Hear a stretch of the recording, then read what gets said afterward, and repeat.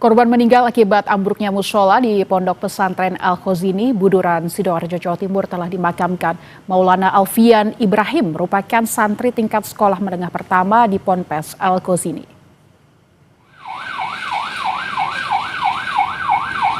Korban dimakamkan di daerah kelahirannya di Desa Lomair Blega, Bangkalan. Sebelumnya jenazah korban dimandikan di rumah orang tuanya di Surabaya. Maulana Alfian Ibrahim diketahui baru 4 bulan masuk Pondok Al-Khozini, Buduran, Sidoarjo, Jawa Timur.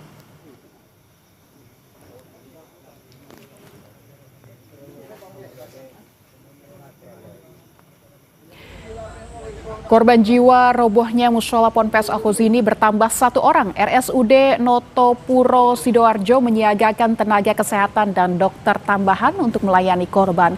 1 korban meninggal dunia atas nama Muhammad Masudul Haq asal Madura. Almarhum tiba pagi tadi di rumah sakit, sempat mendapat perawatan sebelum mengembuskan napas terakhir. Data sementara ada 40 korban robohnya musola Ponpes yang dirawat dengan rincian 1 orang meninggal, 9 orang dirawat inap dan sisanya rawat jalan.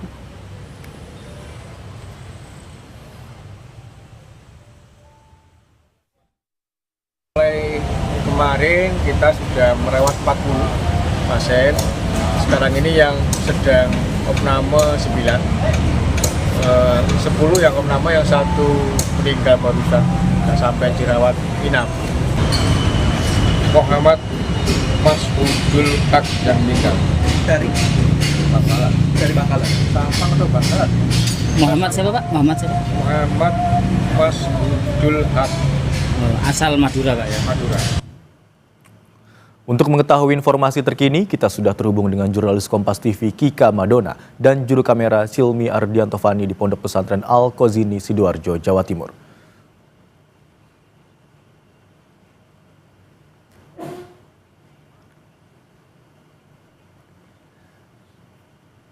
Selain Kika Madona, ada juga jurnalis Kompas TV Alfian Rahman di Rumah Sakit Umum Daerah Sidoarjo. Selamat siang Alfian. Data yang Anda himpun hingga siang hari ini, ada berapa jumlah korban yang mendapatkan perawatan di rumah sakit? Selamat siang, perhatikan saudara, kami perbarukan informasi terkait data korban yang dirawat di RSUD Noto Puro, Sidoarjo, Jawa Timur, bahwa baru saja sekitar 10:15 waktu Indonesia bagian Barat tadi kembali meninggal 1 orang korban atas nama Muhammad Soleh asal Tanjung Pandan, Bangka Belitung, usia 22 tahun. Otomatis jika kami kalkulasi pada hari ini, Imron dan juga saudara, dari pagi tadi hingga siang ini sudah ada 2 orang yang meninggal. Yang pertama atas nama Muhammad Masudul Haq, 14 tahun, asal Kalikendal, Dukuh Pakis, Surabaya, dan juga yang baru saja meninggal, yakni atas nama Muhammad Soleh, Tanjung Pandan, Bangka Belitung. Namun jika total korban jiwa rubuhnya musola di Pondok Pesantren Al-Khozini, Sidoarjo, Jawa Timur ini terdapat ada 3 orang, termasuk yang sudah dimakamkan di Bangkalan tadi begitu. Informasi yang kami dapatkan dari rumah sakit Noto dari Sidoarjo sendiri hingga saat ini telah menerima sebanyak 40 orang pasien dengan rincian 2 orang meninggal dunia. Ada 8 orang yang masih mendapatkan perawatan intensif begitu karena mengalami luka sedang dan juga luka berat, dan sisanya sebanyak 30 orang sudah diperbolehkan pulang atau mendapatkan rawat jalan dan dijemput kembali oleh keluarganya. Di tempat saya melaporkan saat ini di RSUD Umum Daerah Sidoarjo, Jawa Timur, ini pihak keluarga masih terus berdatangan, Imron, untuk mencari tahu keberadaan dari keluarga mereka, karena memang ada dari beberapa korban yang belum bisa dievakuasi dan belum datang ke rumah sakit ini. Keluarganya masih menunggu dari pagi tadi, termasuk juga ada salah satu yang diduga korban dengan meminta pertolongan dari tim SAR. Keluarganya masih menunggu di sini juga. Ada beberapa kriteria luka begitu, Imron dan juga saudara, yang dialami oleh para korban, seperti trauma dada, cedera otak ringan, hingga yang paling banyak adalah tergencet bagian tubuh. Pihak rumah sakit dari RSUD di Sidoarjo juga melakukan upaya langsung cepat tanggap dengan mengirimkan petugas medis dan juga dokter ke TKP untuk mengevakuasi salah satu orang yang tergencet di bagian tangan kiri dan akhirnya mengambil tindakan untuk menyelamatkan nyawa sang korban, maka dilakukan amputasi di tempat, kemudian dilakukan evakuasi ke rumah sakit. Begitu, Imron. Satu korban robohnya Pondok Pesantren Al-Qazini di Sidoarjo, Jawa Timur meninggal dunia setelah sebelumnya mendapatkan perawatan di Rumah Sakit Umum Daerah RT Notopuro Sidoarjo. Lalu terkait dengan korban yang hingga saat ini masih dirawat, bagaimana dengan biaya perawatan selama korban di RSUD? Ya, Imron, informasi yang kami dapatkan dari pemerintah Provinsi Jawa Timur sendiri akan mengcover semua biaya perawatan jika di tempat saya melaporkan saat ini di RSUD Notopuro, Sidoarjo, Jawa Timur. Semua 40 pasien yang dirawat di sini akan ditanggung sepenuhnya oleh Kabupaten Sidoarjo, sementara di dua rumah sakit lainnya, yaitu di Rumah Sakit Siti Hajar dan juga di Rumah Sakit Delta Surya, ini akan di-cover oleh pemerintah Provinsi Jawa Timur untuk proses semua hingga sembuh dan juga mungkin untuk pemakamannya, Imron. Baik, hingga saat ini masih ada sejumlah korban yang dirawat di RSUD RT Sidoarjo, Jawa Timur, dan seluruh biaya pengobatan bagi seluruh korban luka akan ditanggung oleh pemerintah daerah setempat. Terima kasih atas laporan Anda, jurnalis Kompas TV Alfian Rahman yang melaporkan dari RSUD RT Notopuro Sidoarjo. Dan dari rumah sakit kita bergerak menuju ke TKP. Ambruknya Pondok Pesantren Al-Qazini di Sidoarjo, Jawa Timur. Sudah ada jurnalis Kompas TV Kika Madona dan juru kamera Silmi Ardianto Fani di sana. Selamat siang, Kika.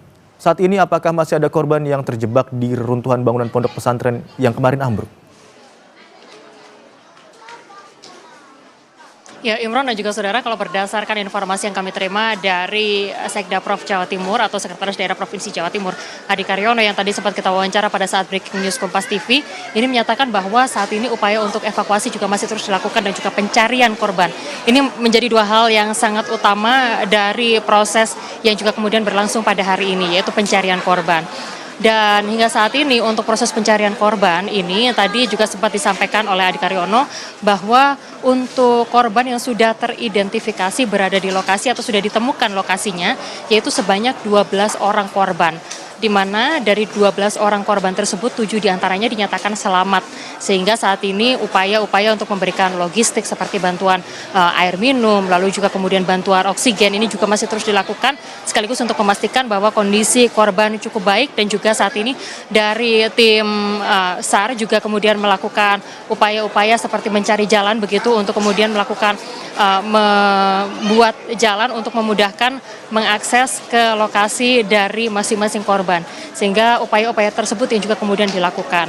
Tadi kami juga sempat mendapatkan informasi dari kepala dari tim SAR yang dari Kota Surabaya yang juga kemudian bertugas pada hari ini, yang menyatakan bahwa saat ini jika dilihat dari struktur bangunan masih belum cukup aman untuk dilalui oleh warga, sehingga untuk hari ini warga yang juga kemudian ingin melihat langsung ataupun anggota keluarga dari korban yang juga kemudian ingin mendekat langsung, melihat langsung bagaimana situasi di tempat kejadian perkara, ini tidak diperbolehkan untuk masuk ataupun mengakses lokasi, yaitu di Pondok Pesantren Al-Qazini Sidoarjo, Jawa Timur, karena dikhawatirkan akan kondisi bangunan yang masih belum sepenuhnya stabil, sehingga hal tersebut dikhawatirkan akan membahayakan untuk warga setempat maupun untuk anggota keluarga yang juga kemudian ingin melihat langsung untuk proses evakuasi yang sedang berlangsung pada siang hari ini.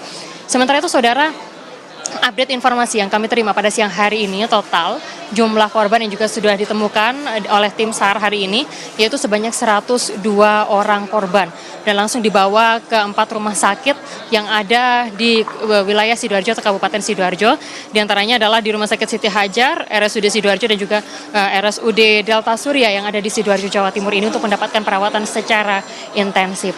Kemarin sudah ada kunjungan yang dilakukan oleh Wakil Gubernur Jawa Timur yang juga kemudian memimpin langsung operasi pencarian korban, lalu juga kemudian Wakil Gubernur Jawa Timur Emil Elistianto Dardak menyatakan bahwa untuk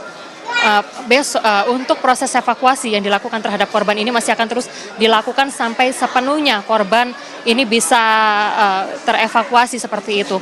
Sementara itu untuk alat-alat yang juga kemudian dikerahkan, kalau sebelumnya ada 2 unit eskavator yang juga kemudian disiapkan untuk melakukan proses evakuasi dari korban, dua unit alat berat tersebut atau eskavator tersebut tidak difungsikan, Imron dan juga saudara, karena dikhawatirkan nantinya untuk proses evakuasi dengan menggunakan eskavator ini akan semakin membahayakan dan juga membuat konstruksi bangunan yang masih belum dinyatakan sepenuhnya stabil ini akan semakin membahayakan korban yang diduga masih terjebak di dalam bangunan tersebut.